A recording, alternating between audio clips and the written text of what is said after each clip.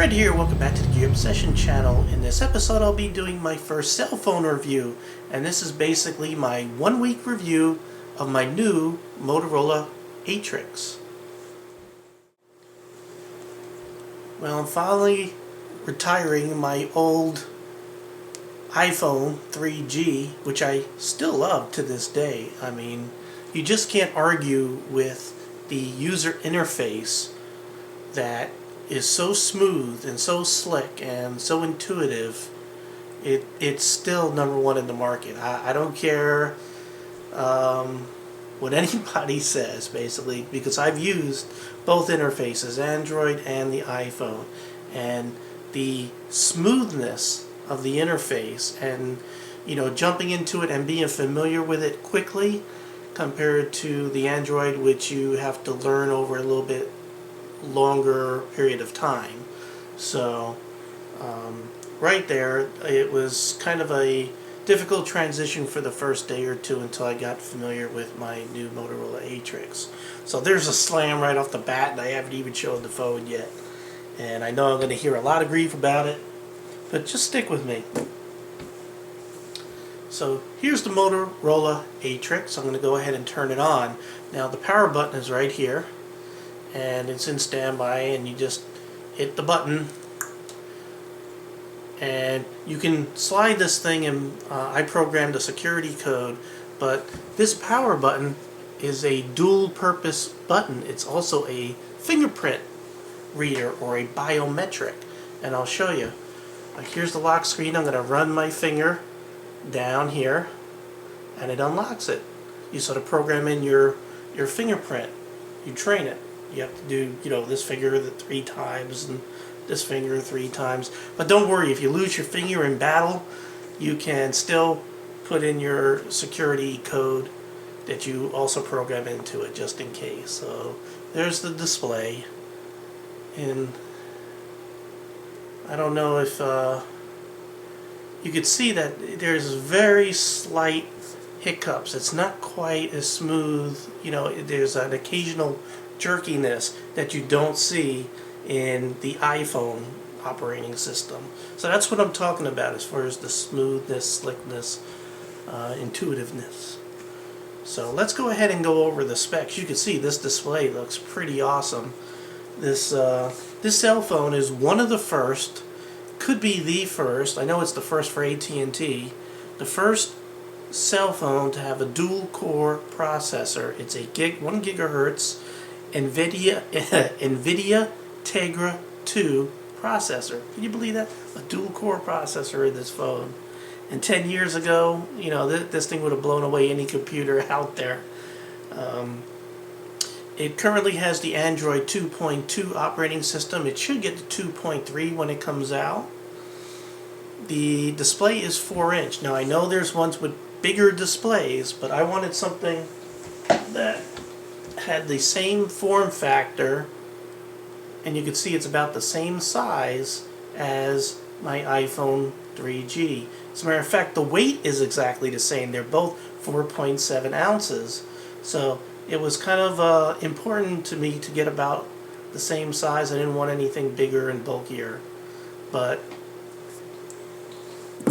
even though the display is a 4-inch display, the resolution is one of the best in the Android world, which is 540 by 960 pixels, or also known as a quarter HD. So it's almost on par with the iPhone 4. The iPhone 4 is slightly better. You probably couldn't see the difference. Also, the glass that the screen is made out of. This glass is called Gorilla Glass. It's probably the toughest, strongest display that you could get on a cell phone. Now, I'm not saying it's bulletproof, but it's pretty strong.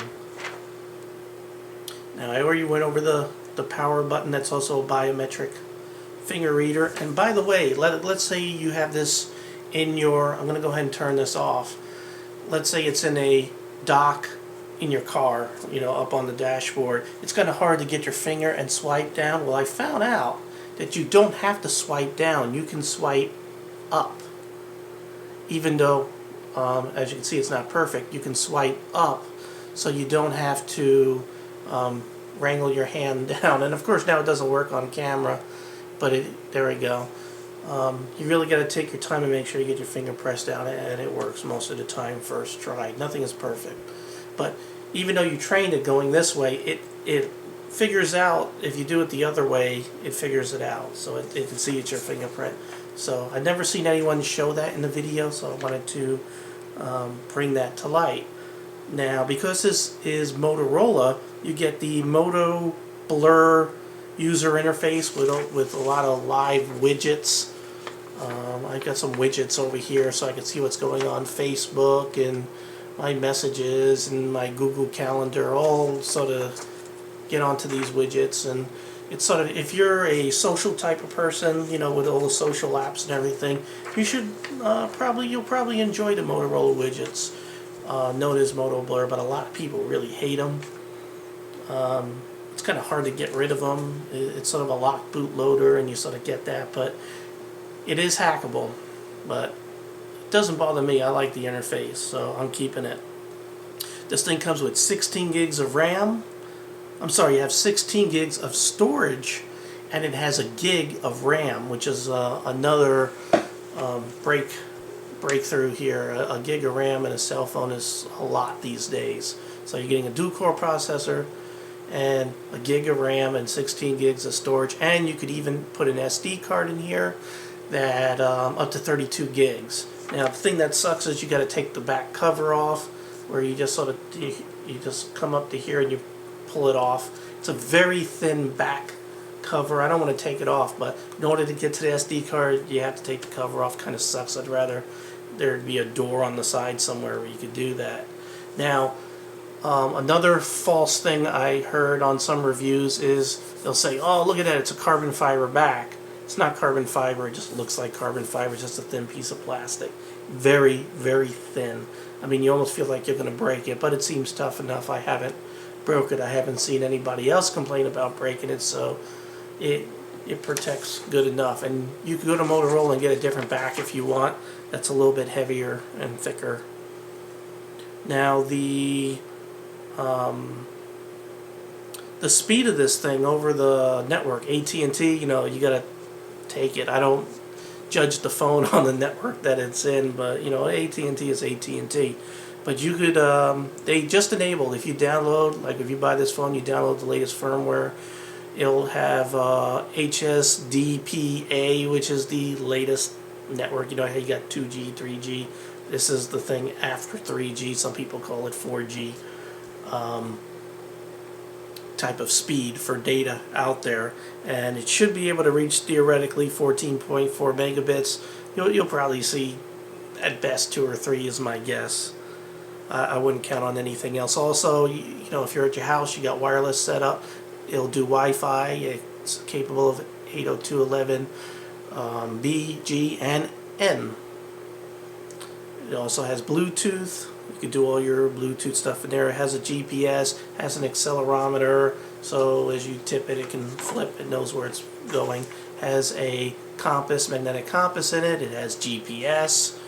It just about has everything. Now, the camera, there's a 5 megapixel camera on the back. No, it's not an 8. It's only a 5.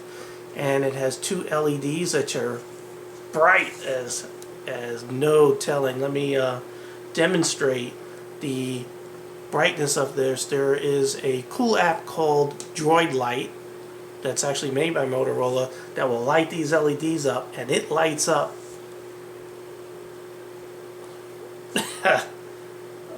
it lights up like crazy, you know.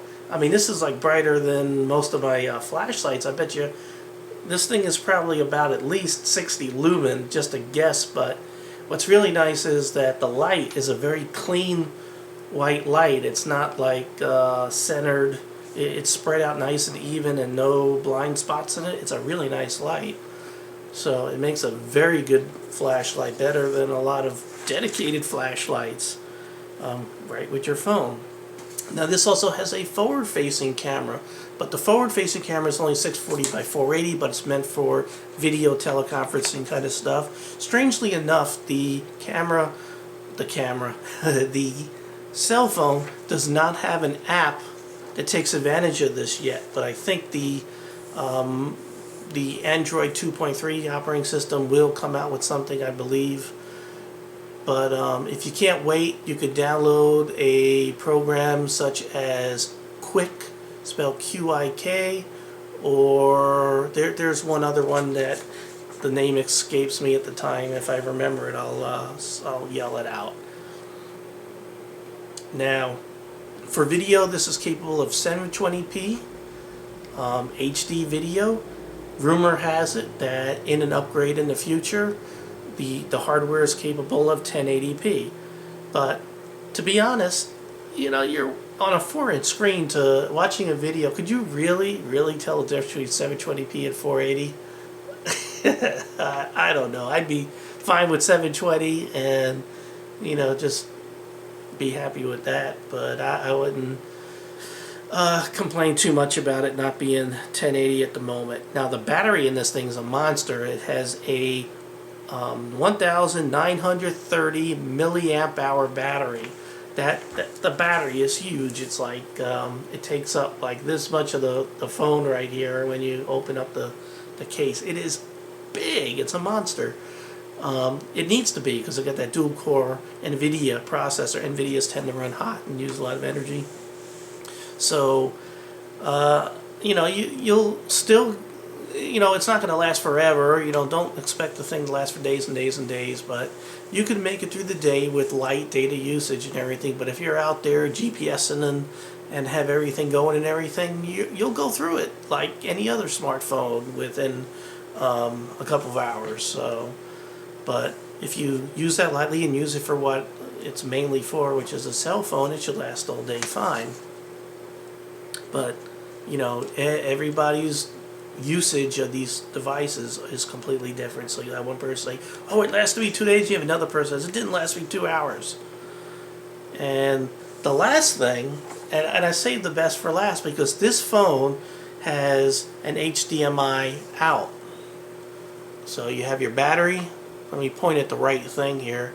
You have a micro USB right there for battery, and then you have an HDMI out. Now, if you get the multimedia dock and you put this in that dock, you could have a full web experience on your HD. You know, if you have a screen, a monitor, or a TV with HDMI in, you will get a browser and full access to the phone right on the screen. Really cool, and you can hook up via USB cable on the back of the multimedia dock a keyboard and mouse. Now, there's also a laptop that this could go into. It's basically a laptop without a brain, because this is your computer in the brain. You just put this in this laptop, which right now is selling for $299 with a $100 rebate. I think at Motorola they started out at $599. You'll get the, you know, Firefox browser, and again a little image of what this phone looks like on the side, and it's a full desktop experience. Pretty incredible. Now, without those things, but you know, the media dock, by the way, costs about $100. But what you can do is you can take a cable. This is going to my display here. I'm going to go ahead and plug this in to the HDMI. I want to make sure I get this into the right thing there. And we'll go ahead and change my picture here to HDMI, and I'll show you what you get. You can see you get the Motorola display. I'm going to tip this light so it's not blinding you.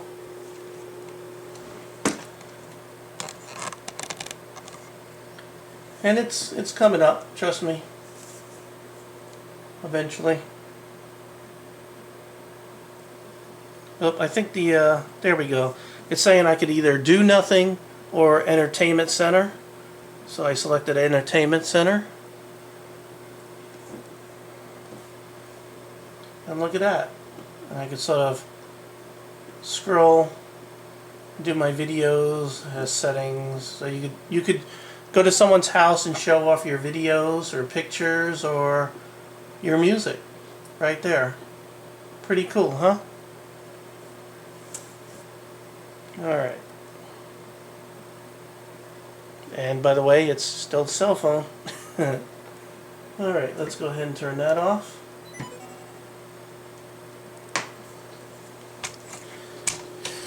So, Motorola Atrix. You can get right now for 99 bucks at Best Buy and some other places, and I've seen them like if you're a first time person going to AT&T and getting this phone, there are deals where you can get it for as cheap as 29 bucks, I hear. So, not very expensive for a cell phone that is considered one of the most powerful cell phones being sold today. Now, the case is very slippery, and you can easily drop this. And again, the Gorilla Glass and everything is not indestructible. So I bought a really cool case for it. I'm gonna go ahead and turn this off and wipe it with my diaper here really quick. And I'll show you the case that I prefer.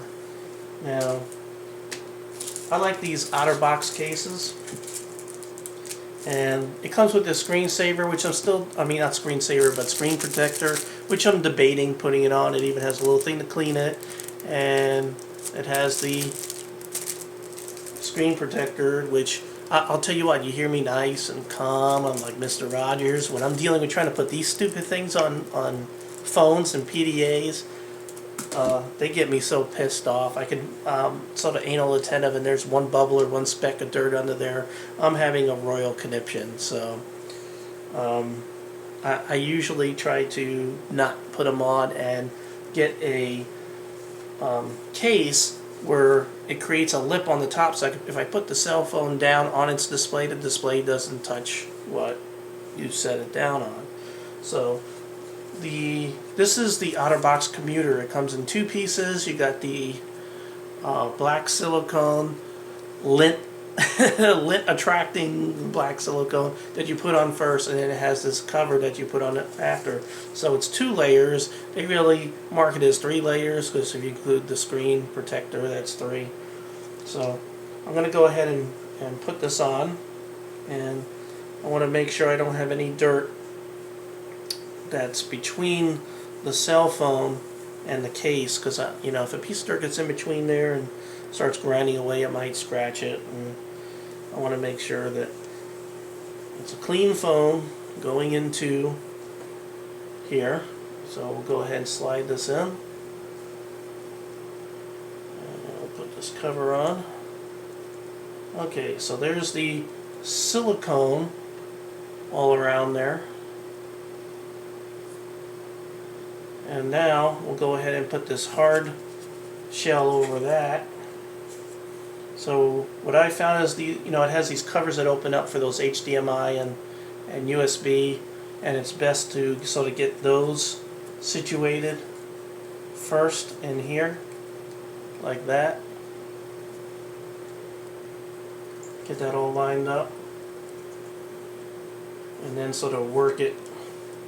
And you got to work it over the buttons, the rocker buttons for the volume, which can be a little tough, but you can work it in there, and you can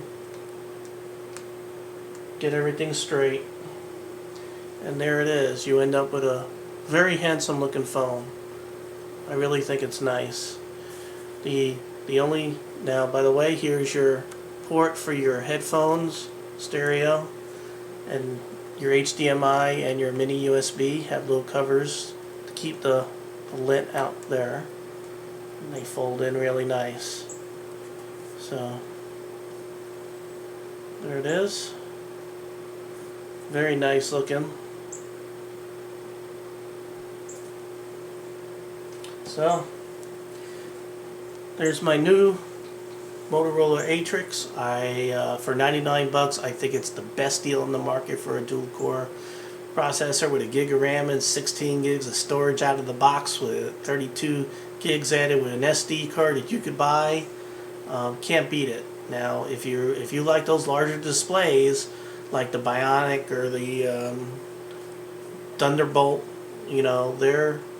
they have pretty nice displays, but they're not better in resolution. They're just bigger, and they don't have a dual-core processor. Well, the Bionic's supposed to, but the Thunderbolt doesn't, but they're still just as fast. I think the Thunderbolt's 1.2 gigahertz, and since the operating system is not optimized to really take advantage of the dual-core, they might even outperform them in certain tests.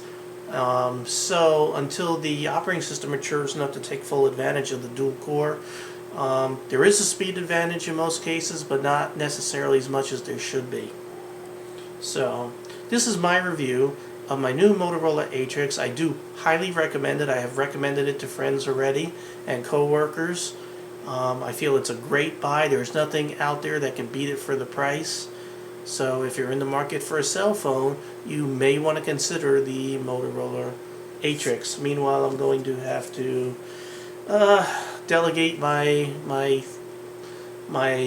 last cell phone, which I still like to this day, to basically, iPad duties, or I put a using Google Talk and using an app called Talkaphone. I could still use my wireless internet here and make calls even though this thing doesn't have a SIM card, and I can still play my games on here and music and everything. I have my Angry Birds like most people do on their cell phones. I can still use it for just about everything that I used the other one for. So I'll still use the crap out of this at home, and even in the car I can still play music. It's still could be a GPS, so it's still good to go. So this is my Friday IT video. I hope you enjoyed it. It's my first cell phone review. I just wanted to be more exact on the review. There's a lot of reviews on the Atrix out there, and there's usually one or two things that are so off for some reason. They just get wrong, and I'm trying to get something that's totally correct. And hopefully I didn't say something stupid in this video that's wrong. So again, thank you very much, friends, viewers, and subscribers, for stopping by the Gear Obsession channel. I also appreciate, I don't want to say law enforcement, because law enforcement just blindly follow the law. I would like to thank the police, people who are out there protecting the public. Law enforcement, to me, that sounds like they have no obligation to serve and protect. They just enforce laws. I don't like the term, and I don't like police forces that act like that. I'd like police forces that serve and protect and obey the Constitution. And I also appreciate those of you in the military and retired military and firemen and everybody else out there that helps keep our country safe and protects us and helps us out in our daily life. Thank you very much, and have a great evening.